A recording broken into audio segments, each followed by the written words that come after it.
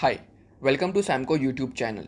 My name is Veer, and in this video we'll be talking about the upcoming IPO Fedbank Financial Services Limited and understand whether you should subscribe to this IPO or not.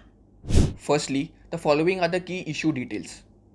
The IPO start date is 22nd November, the IPO end date is 24th November. The price band of this IPO is 133 to 140 rupees. The lot size is 107 shares. The face value is rupees 10. The issue size of the IPO is 1092.26 crore, out of which 600.77 crore is fresh issue. The market value post issue of this IPO would stand at 5,165 crore at the upper price band. Fedbank Financial Services is a retail focused NBFC promoted by Federal Bank. This NBFC was incorporated in April 17, 1995. The company majorly focuses on giving loans to MSME and self-employed individual. As of FY23, the company's total gross loan book stands at 8,102.7 crore.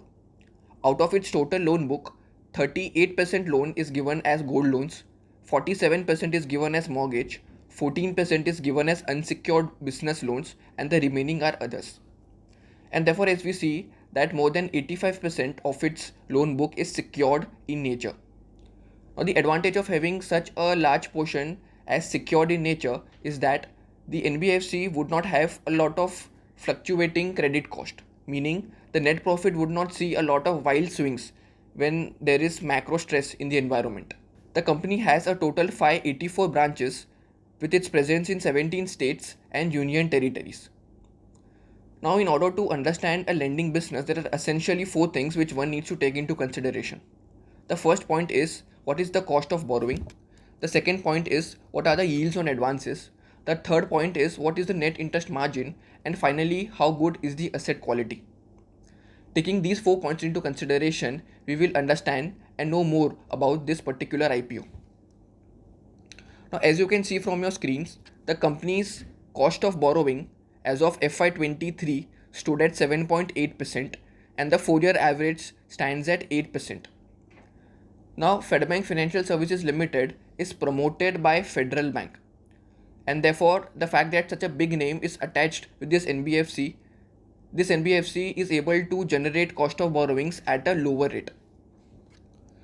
Now, if you look at the company's yields and net interest margin, as of FY23, the company's yields on advances stood at 15.2% and the 4-year average stood at 15.3%.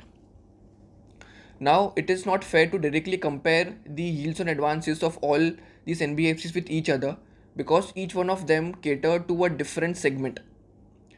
Talking about Fedbank Financial Services, it caters to MSME and self-employed individual in tier 2 and 3 cities, and therefore it generates a high yield.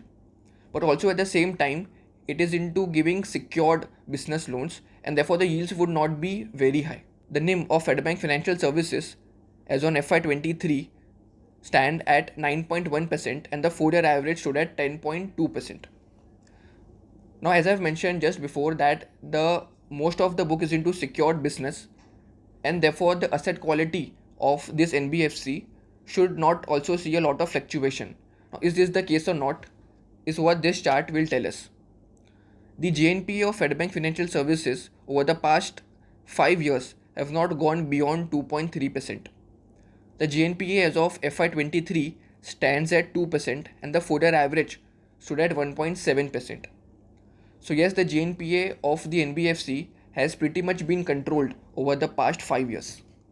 Now, answering the big question whether you should subscribe to this IPO or not.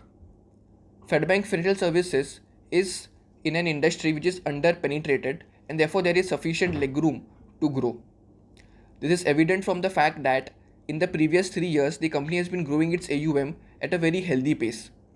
In FY21, it grew its AUM by 27%. In FY22, it grew its AUM again by 27%. And in FY23, it grew its AUM by 47%. On the bottom line, the ROA of this NBFC stands at 2.3% as of FY23. At the upper price band, this NBFC demands a price to book of 3.8x. We are optimistic about the industry and the company growth. However, we also believe that this valuation is fully priced in. And therefore, investors with a short term horizon or those investors who like to exploit the listing gains might not benefit from this IPO.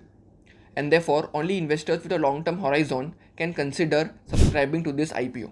If you like this video, please give this video a thumbs up and subscribe to our YouTube channel. Thank you. Samco trading app, आप ही के trading का अनदेखा सच।